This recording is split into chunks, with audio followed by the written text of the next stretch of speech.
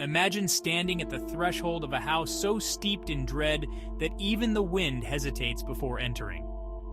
The Evermoor mansion, shrouded in its eternal mist, holds within its crumbling walls a story of unspeakable terror. A tale where silence is not just absence of sound, but a stark reminder of horror that claws at the confines of the mind. This essay ventures into the depths of Evermoor Mansion, exploring the cursed legacy of Dr. T.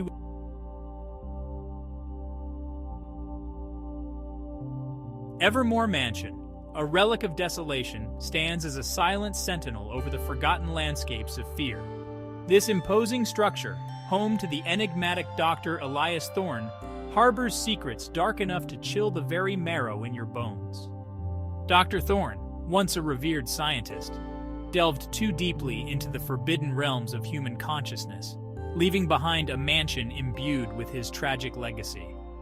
Local folklore whispers of shadows moving against the will of the wind and of lights flickering in unoccupied rooms. The villagers of Evermoor speak little of the mansion, their words heavy with a fear that clings like the fog to its gables and spires.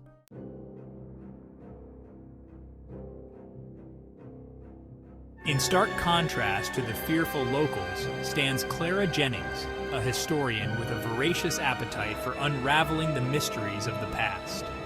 Driven by tales of the mansion's sinister allure, Clara arrives in Evermoor, her resolve as piercing as the autumnal chill. Her initial foray into the mansion is a blend of awe and trepidation. Amidst the decay, she finds remnants of Dr. Thorne's life, faded photographs, personal belongings, and most crucially, his journals. These findings serve as mere whispers of the horrors that await her deeper within the haunted halls.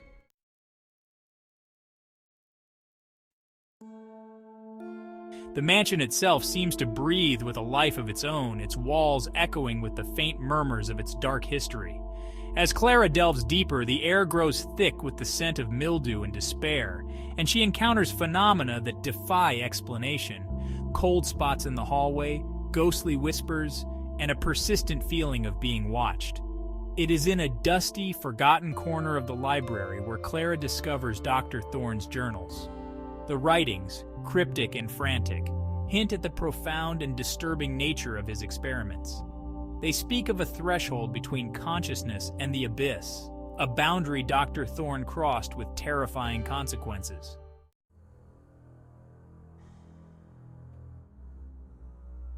Hidden beneath the mansion, accessed through a concealed passage behind the library, lies the laboratory, a sanctum of horror. The air is thick with the echo of agonies past, the instruments of experimentation lying in wait like predators in the dark. This room, filled with archaic and bizarre machinery, is centered around a grotesque chair fitted with restraints. It is here that Dr. Thorne's ambition transcended into madness. His devices not merely instruments of science, but of unimaginable torment.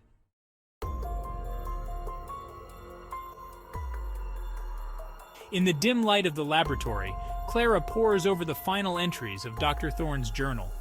The experiment, designed to sever the ties between body and consciousness, promised transcendence. Instead, it delivered a fate worse than death. Imprisonment within one's own mind, aware yet unable to affect the corporeal world. As Clara absorbs the gravity of Thorne's outcome, a chilling realization dawns upon her. The machinery, silent for decades, might still possess the dreadful capability to repeat its past horrors.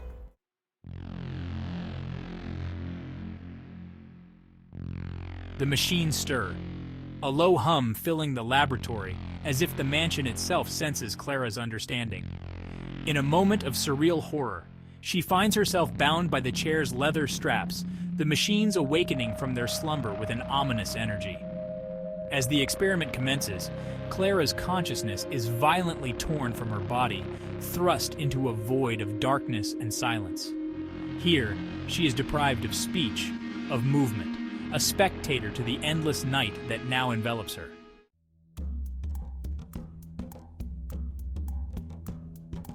In this new, horrifying reality, Clara floats in an eternal abyss. She attempts to scream, to cry, to make any sound at all, but her voice is as absent as her body. The silence is complete, oppressive, terrifying. It is in this darkness that she senses another presence, Dr. Thorne, or what remains of him. His consciousness, tormented and fragmented, drifts near her. Together, yet impossibly alone, they are bound by their silent screams, echoes of their agony reverberating in the void.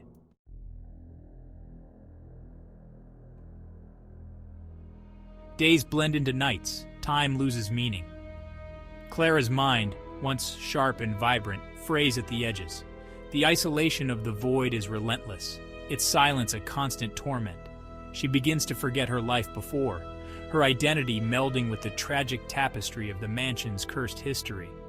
Her consciousness, like Dr. Thorne's, becomes another whisper in the walls of Evermoor Mansion, another story of ambition and horror, forever bound to the silent scream of the mansion's legacy.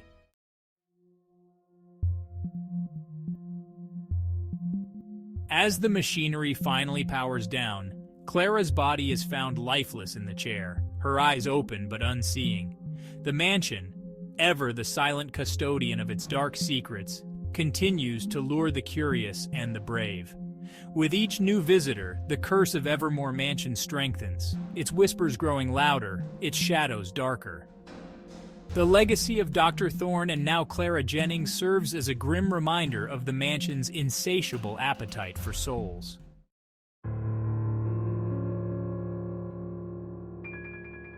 Throughout the years, many have crossed the threshold of Evermoor Mansion, each leaving a piece of their spirit within its walls.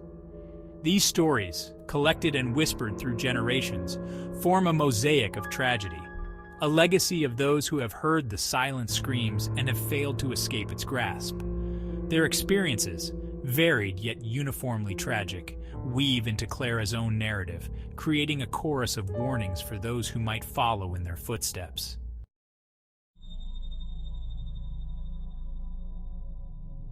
The supernatural phenomena within Evermoor Mansion are not merely remnants of past horrors, but are active participants in the unfolding tragedies.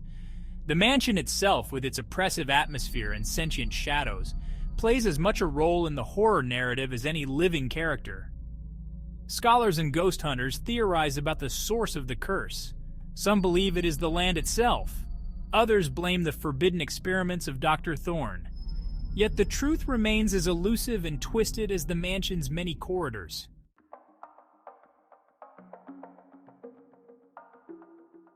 The tale of Evermoor Mansion is a dark tapestry woven from human curiosity and the irrepressible fear of the unknown.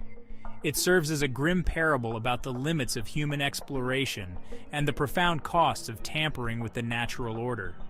Philosophically, it challenges the notion of what it means to truly know something, and at what point our pursuit of knowledge becomes a flight into danger.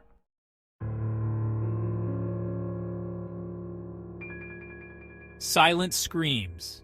The curse of Evermoor Mansion draws heavily from the Gothic tradition, echoing the claustrophobic terror found in the works of Edgar Allan Poe and the existential dread of H.P. Lovecraft. The story, with its focus on atmosphere and the inner turmoil of its characters, also shares DNA with modern horror narratives that explore the boundaries of science and spirituality.